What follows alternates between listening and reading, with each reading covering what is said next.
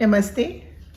Parakh, Parakh, which stands for Performance Assessment, Review and Analysis of Knowledge for Holistic Development, is an independent unit of NCERT, and it was established to fulfill the objectives outlined in NEP 2020. Now, the recent report that has come out in 2025, the Parakh report which has come out, and it is a survey that was conducted across the country. About 74,229 schools participated, and the number of students who participated in the survey were about 21.15 lakh, and this was conducted for students from not only government schools but also from private schools across India. And the report actually shows that 47% of students in class 6 do not know the multiplication tables even up to 10. Now, actually, multiplication is the fundamental building block for various mathematical concepts, and the groundwork, actually it is a groundwork that is done for other concepts like like fractions, divisions, decimals, and algebra. If our children are not knowing the multiplication tables, there is something seriously wrong in the way we are approaching or we are teaching the children, or the learning is taking place in our classrooms. When I thought about why this kind of a thing is happening in our schools, I thought about my childhood when we were children and how we learned multiplication tables. So if in class 6 the condition was that children were not able to children were not knowing the multiplication tables till 10, what would be the case of children in class 5, class 4, class 3? So when I was thinking about my childhood, what came to my mind was when we were kids, my grandmother, she used to insist that all of us, the children, we were like a joint family, so there were cousins, there were sister, brother, etc. So my grandmother made sure that we all did something called SANDHYA VANDANAM. And the SANDHYA VANDANAM consisted of chanting a few mantras during the SANDHYA time. And with that, we were also asked to recite the multiplication tables. So this was kind of a ritual that we followed meticulously every day without break. And to this day, I find that multiplication tables, I make no mistakes. Now, before proceeding further, I would like to say something about intuitive knowledge. Intuitive knowledge refers to actually understanding or insights that seem to come naturally or instinctively without the need for conscious reasoning or analytical thinking. Now, this ability is often instinctive and does not require deliberate thought. Now, for example, if we take the example of language acquisition by children, that is, how do young children learn their mother tongue? Nobody is teaching them formally, they are not going into any school or no formal teaching is taking place. But still, children learn their mother tongue. They are able to speak, they are able to understand, they are able to even understand the grammar. And they do very well in learning the mother tongue. Now, how does this happen? This actually happens intuitively, and they absorb sounds, vocabulary and grammar rules through exposure.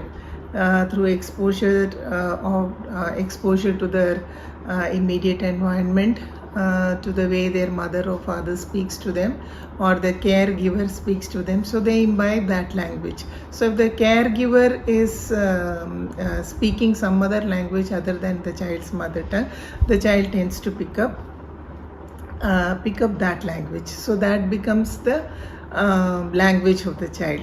So this is actually a very good example of intuitive learning or intuitive knowledge. Now, actually what is happening is that unconsciously we process a massive amount of information that is present around us. The sensory data our body picks up, including the brain.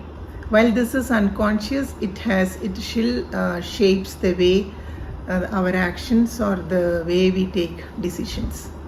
Our very focused conscious mind can grasp only a tiny fraction of all the data processing. Intuition helps us tap into this information.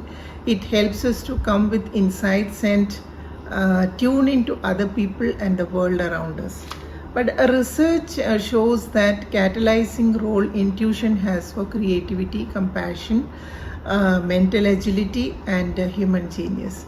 We also need good intuition to reason well, and without intuition there wouldn't be much innovation. And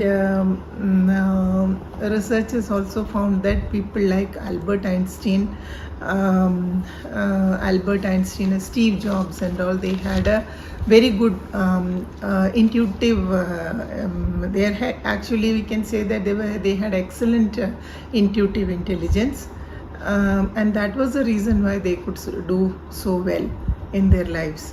So actually speaking, intuitive intelligence or intuitive learning increases our creativity, improves our problem solving ability, enhances our decision making. And so all these things, like the problem solving ability, the creativity, innovation, which are very much required in the 21st century. And NEP also gives a lot of emphasis on developing these life skills in children. So these kind of things, they happen when we have intuitive intelligence. Now, research has also shown that chanting by the children, chanting mantras, it rewires or wires your brain in a very amazing manner. And what happens inside the brain is that first of all, there is something called mirror neurons, and these mirror neurons, they have the capacity to pick up what is happening around us. And this mirror, even though you are not performing the task, even though you may be just listening to the chanting, but the mirror neurons inside your brain, they have the capacity to pick up this information, and it forms neural pathways inside your brain. So isn't it amazing really that chanting can have such a profound effect on how the brain works? And it is also seen that it helps in neuroplasticity and also in our memory consolidation. So chanting has got so many benefits in not only for spirituality, but also in our thinking and our development of the language, development of other capabilities.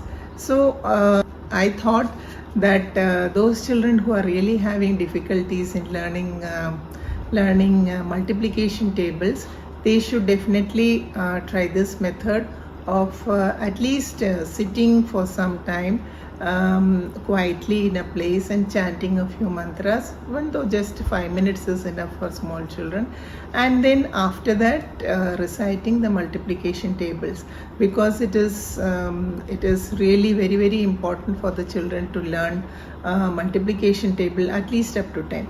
So when we were children, I found this method to be very useful, and I feel that those children or those teachers and parents who are finding it difficult to help the children to learn multiplication table, instead of going in for the method that is, you know, the recent digital things and all. You try to make them learn or give them hand over a calculator to them to do the calculation for themselves. The basic thing the children should learn to have a mathematical skill is to learn the mathematical or the multiplication tables at least up to 10. So I hope this video will be useful to all the parents and teachers out there whose children or who are struggling to teach multiplication table to the children. Thank you.